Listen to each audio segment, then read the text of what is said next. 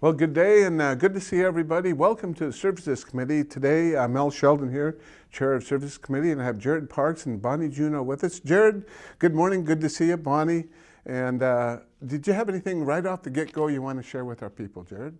I just wanted to say, tell everybody thank you for tuning in and for the information session, and tell you that, I love you, I care about you, and I said I would always do these monthly little blurbs and talking about what Jared's doing, and I really like the team-orientated thing we're doing here. So while I got the time, I just wanted to let everybody know all the graduates. Last month I didn't get to do my little blurb. I wanted to say good job and congratulations to what you've done and what you have accomplished so far.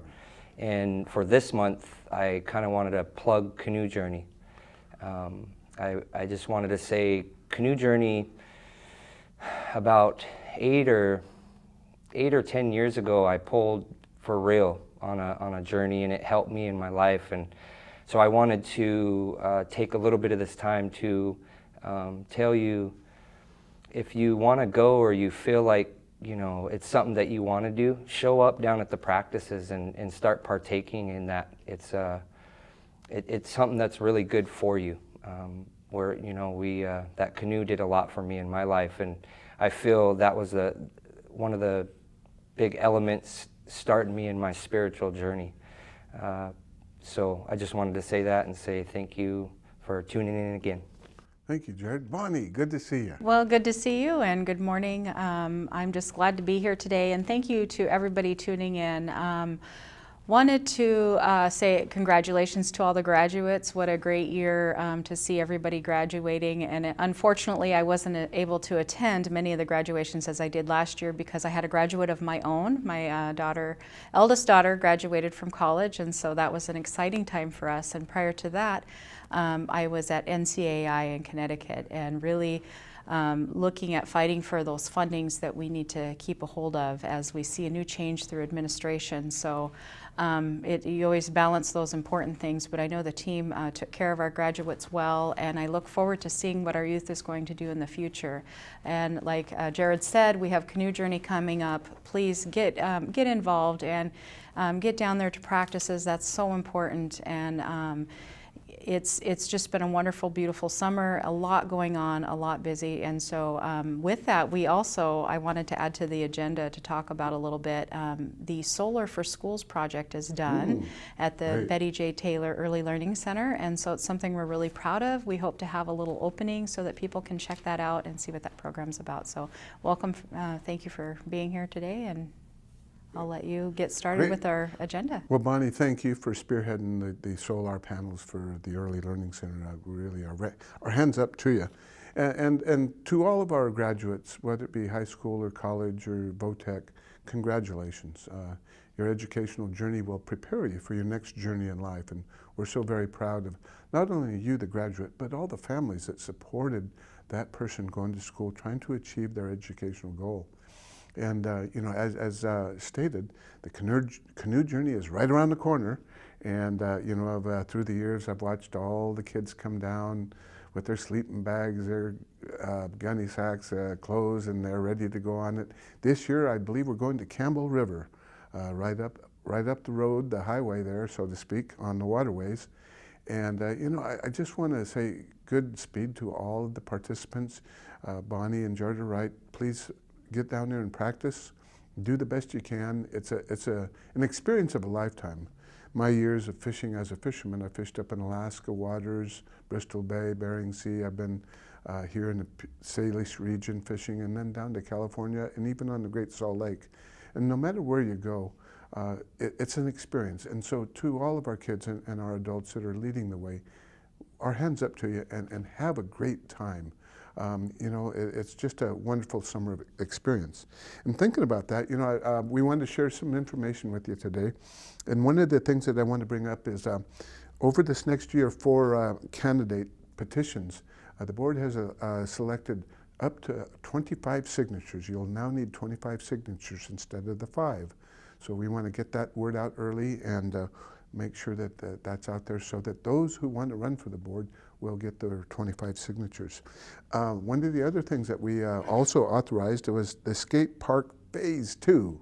And what a beautiful Debbie Foster skateboard park. I really wish I had the knees to go do skateboard, but Jared, could you tell us a little bit more about the phase 2? Yeah, so we were discussing phase 2, and there's going to be a lot more of the street element in the park instead of just the vert.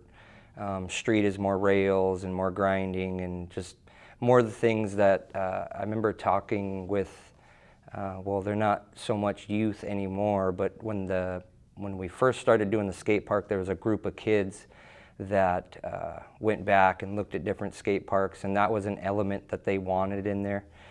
And so it's kind of memorializing or putting that part of it into that park for our kids and for that group of skaters. There's different types of skaters, and now we got more younger kids on the, I don't know what they are, the scooters or whatever when they're dropping in the bowl. There's bikes and I wanted to say something too about the skate park is, you know, I want everyone that uses that park to take pride in it.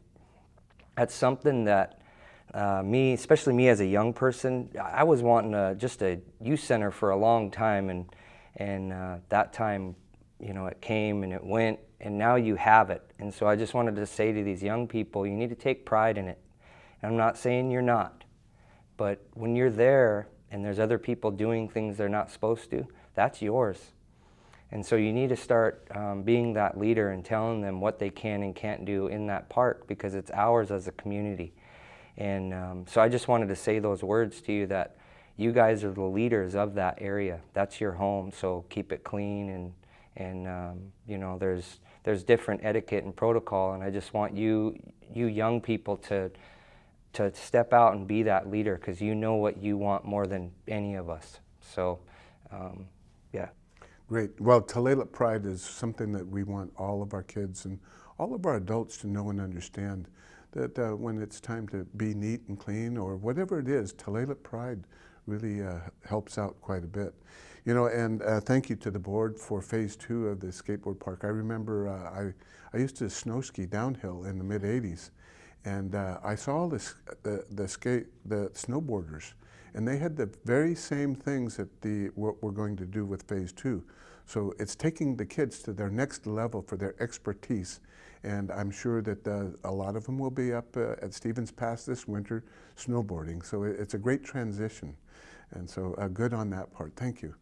Bonnie, you know, Hat Island, I understand we bought a lot out there? We did. It was at a very good price of $100. So what that does is it's adjacent to some of our other parcels. It gives us access, and what a lot of people don't realize is we do have access to Hat Island as tribal members. We do own some properties out there, but we wanted to extend that and make sure that they know that Hat Island is ours, and we have beach rights there. So I look forward to us using that more and enjoying that space more, and maybe someday we'll own the whole thing.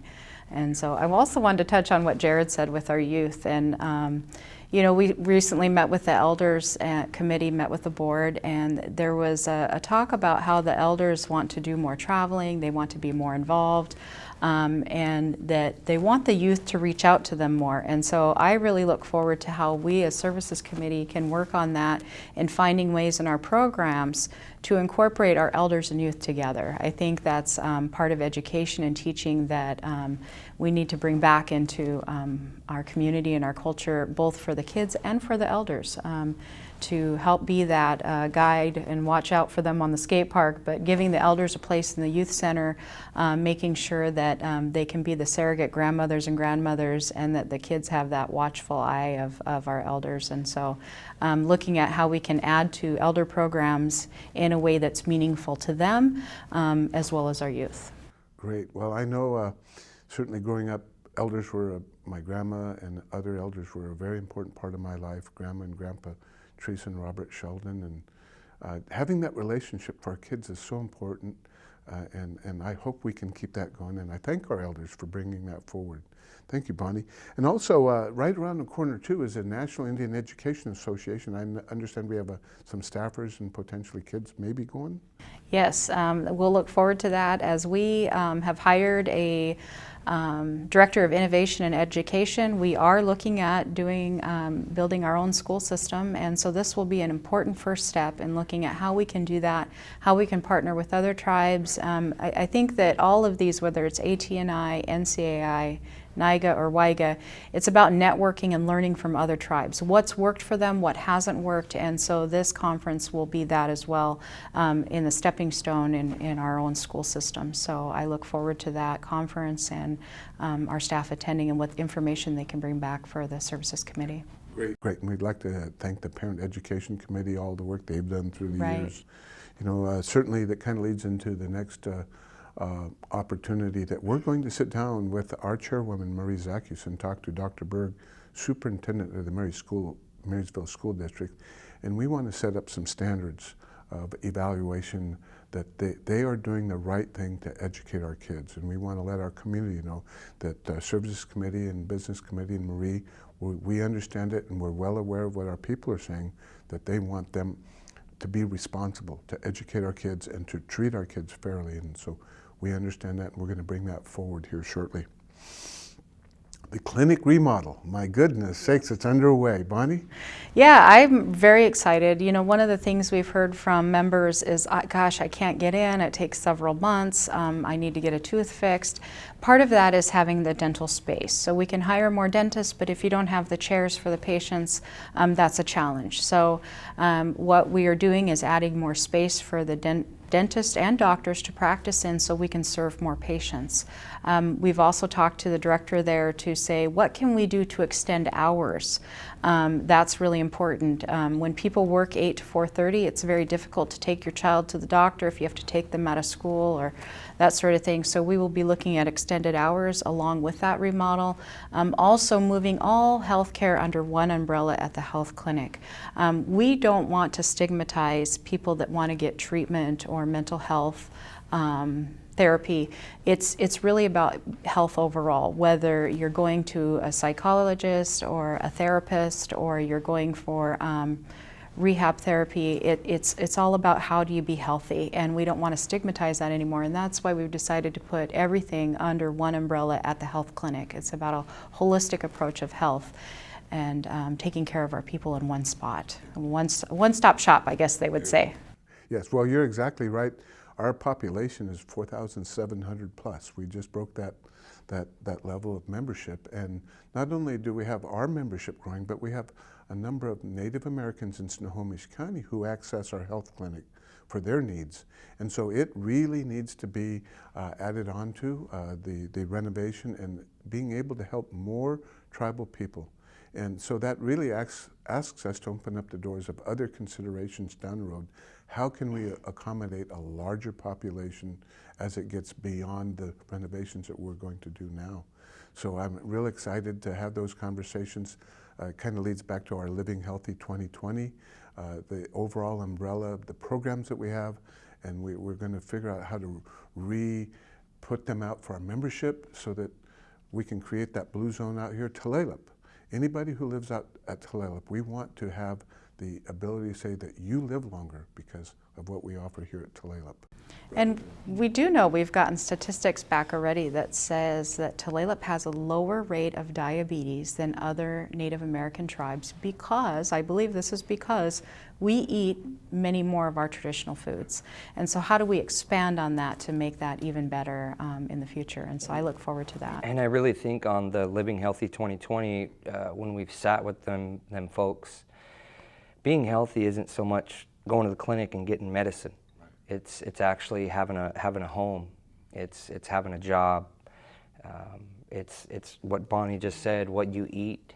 It's how you feel. And so that's something that this team and this board have been talking about. You know, with cultural and gathering and just being a lot tighter as a community and trying to help facilitate that in different functions we're going to do, or when we have discussions on housing or anything we do, that's going to gear us, that 2020 is going to gear us in that direction. And so I just wanted to throw that in there. And also, real quick, Hat Island, and Bonnie, she hit it right on the nose, but my dad, when I was growing up, he always talked about Thetis Island, and he still does in the boardroom. He'll talk about Thetis Island was so cool, man. The tribe would take us up to Canada, and they'd drop us off, and there'd be like hay rides and all these things. And so I think just getting them rights there, those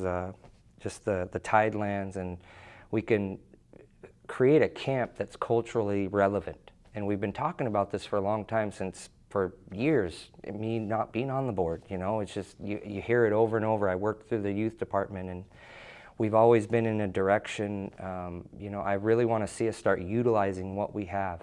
And we have a field down there, we have gyms, we have all these things, and what better to be culturally relevant than starting a summer camp or starting conversations about doing things like that. It's going to be good for our families, good for our kids.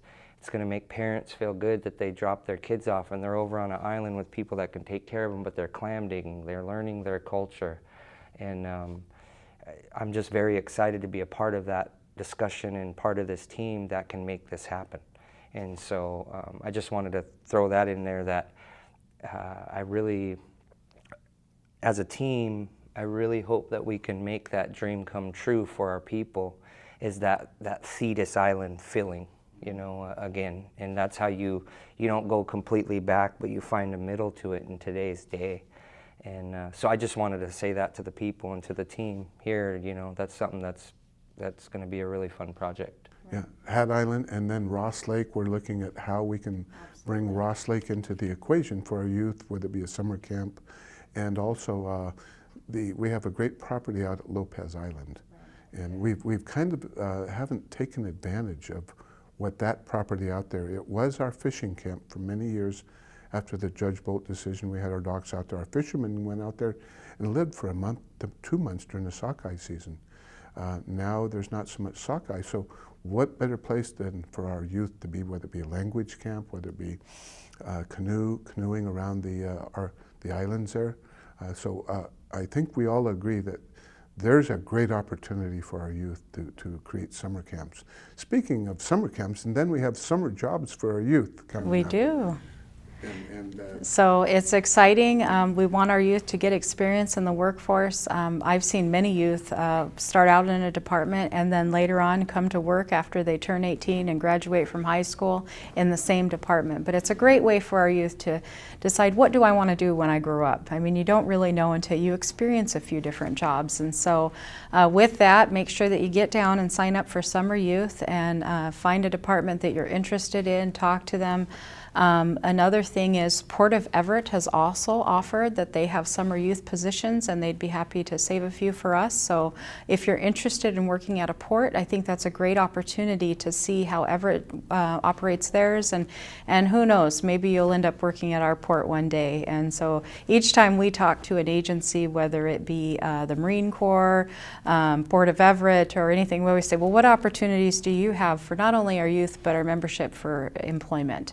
And so anytime they're willing to offer us a job for our summer youth, it's a great opportunity. So get signed up and let's have a great summer. yeah, oh boy, summer is here. Well, we're almost halfway through summer. I know, it's fast. And I think the kids, it's a great opportunity to create memories for themselves. And working is very much a part of it, and getting, like you say, Bonnie, the experience, whether it be in one department or the other, it gives them a variety of ways to look at what's on their journey after they graduate from high school, or whether they go to college or VOTEC, and they'll remember their summer experience. Jared, any thoughts about our summer youth? Well, you kind of put me on the spot, but not really. But my daughter is actually in summer youth. They just did their orientation yesterday, and so she's a pretty good kid, but she's kind of stressed out about it. But it's good. It's a good thing, because I did it when I was younger. It wasn't so much that program, but there was ways that us as young people, we had summer youth, but it was more of a kick it and have fun instead of working, because there wasn't mass jobs, but I don't know. So, but I just want to tell everybody that's stepping out on that limb to get introduced to the workplace, you know, it kind of gets you out of your comfort zone, and it prepares you for life. You know, it's like life. What I've figured out is it's like a book, and there's chapters, and so if you're out there working, you're starting a new chapter. So, you know, it's good that you're out there working for your money, and you're going to see what your parents and what your grandparents have done for you when you're making your own check. And I'm going to tell Chrislyn right now, you're buying your own school clothes. So I had to stab at her right now, but no, just to kind of cut the. But no, it'll be a good thing for you to get out and work and experience life, and sometimes it ain't always sunshines and rainbows. You got to get out there and grind. So my hands are up to you if you're out there, you know, putting your app in and working and doing what you got to do to take care of yourself. Yeah, well, great. Well, I think, you know, just the kids having that experience is going to help them out down the road. And, you know, I think we all have memories of when we were young and we worked. And my memory is when they allowed us to work in the fields, I picked cucumbers and I think I was 16 or 15, and I made enough money to buy a 30-30 so I could go out and hunt deer and elk.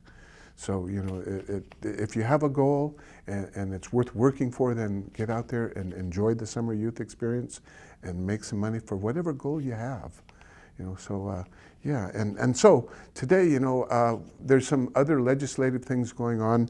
The Sky to Sound legislation, it's a network where there's so many people that want to move to the Pacific Northwest. But also remembering, we as Tulalip people, as Indian people, as well as other tribes, the mountains, the forests, the rivers are very special to us because they share our culture. We go up and whether we get bark, berries, roots, whatever it is, our relationship is so important with up there. And we are commenting on legislation that will actually try to get more people up in the mountains. We want them to respect our areas where we hunt and gather, things of that nature. So on that front, the board is working hard to protect what we have up there in the mountains. And also there's a waterways project that the Snohomish County is doing, and it starts way up in Index, and you can paddle a kayak or a canoe all the way down to the salt water. And we are also asking them to be respectful of the areas that are important to Tulalip people, to Stohob people, and that we sit down and have the discussions to respect our places and the people that it may bring there. I think there might be a happy medium, but the board is working very hard. I want to thank both Bonnie and Jared for their energy, what they bring to the table in these situations, protecting our sovereignty, our treaty rights. They are true warriors, and I'm so very fortunate to work with them. So is there any closing comments, folks? Well, I wanted to touch a little bit on the Mountain to Sound Greenway. Yes. You know, that came up through legislation, and at first look, it looked like it was a great intent by many members in the Puget Sound, Salish Sea area that said we want to protect a certain area for the future and call it this Greenway under Parks and Recreation. And so when we first seen the language, we realized they didn't recognize tribal sovereignty or the treaty rights that we have in that area. So thankfully, our staff has been very watchful and brought that to our attention so that we had the opportunity to comment and said, wait a minute, you need to make sure that first and foremost we protect our treaty and our sovereignty and our right to hunt and fish in that and our usual and the custom areas. And so I'm thankful that the board has been really good about getting on board early on. It took all of us to step up and be in that meeting to make sure that they understood that we were in no way ever going to give up our treaty rights or our area for hunting, gathering, and fishing. And so we understand they want to protect and preserve an area, but we also understand with the growth of the Seattle economy comes with it more people that want to enjoy what's beautiful and pristine. And we know with that, then our areas shrink. And so we want to make sure our hunters are protected and our gatherers are protected and that we have those safe places. So I think with that, it's things like that behind the scenes that often our membership doesn't get to hear about, that it is ongoing all the time. We always have to watch, and I'm thankful for you, Mel, that you are very good about knowing Olympia very well, you know DC folks very well, and so you've been able to have great relationships with those people that can help us make sure that they say, hey, Tulalip, have you heard about this? And it takes all of us working together, and so I sincerely appreciate both of you on my team, that you bring different talents to the table. The Jared's out there in the field and talking to people and keeping it real, as you would say, with everybody, making sure people know what's going on in the boardroom, and that Mel, that you keep those connections and that you're very good at moving through the outside politics, which are so critical because every day we're fighting for our rights and protection of our treaty. And so first and foremost, I think that's what we all do together as a team. And so I appreciate that and look forward to the next coming months. And I know we'll get to do great things together. So Thank you, Bonnie. Jared? Well, I just want to say to the membership, that's who this video is for, and we're doing this, we're reaching out to communicate and let you know what's going on. And but I want to let you know that, and I think I've said this before, but us as a team is working really good together. It's a team that there's things that I've seen as just a tribal member, as Jared, over time with boards the past 10 years is,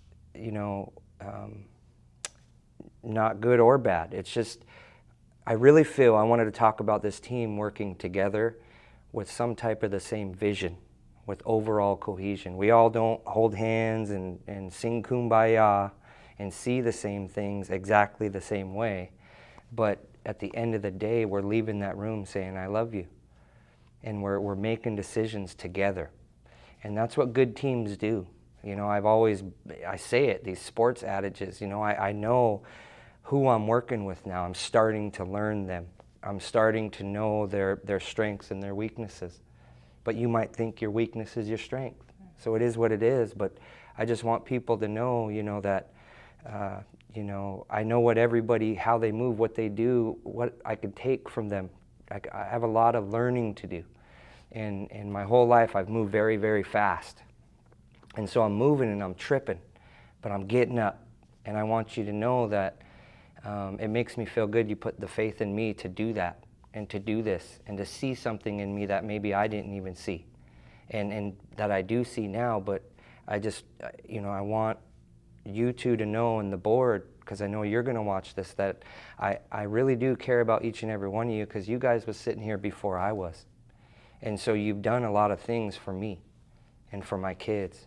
And if we all look at each other that way, at the end of the day, even if we don't get along or we don't agree on that issue, it's going to be a better day in Tulalip Bay, man. I'm telling you right now, it'll be a good thing. And so I just wanted to tell everybody watching, I love you, I care about you, and to the people I'm sitting with, I really thank you for your guidance or for those strengths and weaknesses. So, love you. Well, thank you, Jared, Bonnie, and I want to thank our membership for electing Bonnie and Jared. I am truly honored to work with them and also to learn from them as well. Two, if you have any questions, something you want to know that we haven't covered, please get a hold of Nikki Cleary. Email her or give her a call, and she'll make sure it gets on our agenda for conversation to help provide more information. And lastly, a big thank you for all of you, but a thank you to our grandmothers. I understand we're going to celebrate our grandmothers here. we are. And it's going to be a real honor to thank those elders. It will be, and just looking forward to that, an opportunity, as the elders say, to honor them and the grandmothers that have given us so much. They have sacrificed. I think as a young woman, that's one of the biggest things I've learned, is that I've had the privilege of growing up in a time where I was told I could do anything, be anything, achieve anything. And many of our grandmothers had to struggle through a time where they didn't have that same blessing, and they held on and they were strong, and their inner strength helped them to get us to where we are today. And so many of our elders did that. They sacrificed for each one of us to be blessed here today at Tulalip. And so today, all days, and I'm just thankful to be Tulalip and to be serving the community. And I do that out of a heart for wanting to give back to the community that has given so much to me. And so thanking the grandmothers this time of year is a great time to think about them and their challenges and their achievements through all of that. So. Absolutely. All right, well, we want to thank you very much for taking time out to sit with the Services Committee, and we look forward to seeing you next time. And if you have any questions, something else you want to know about, get hold of Nikki Cleary and she'll convey it to us. OCM High School, we'll see you next time. Thank you.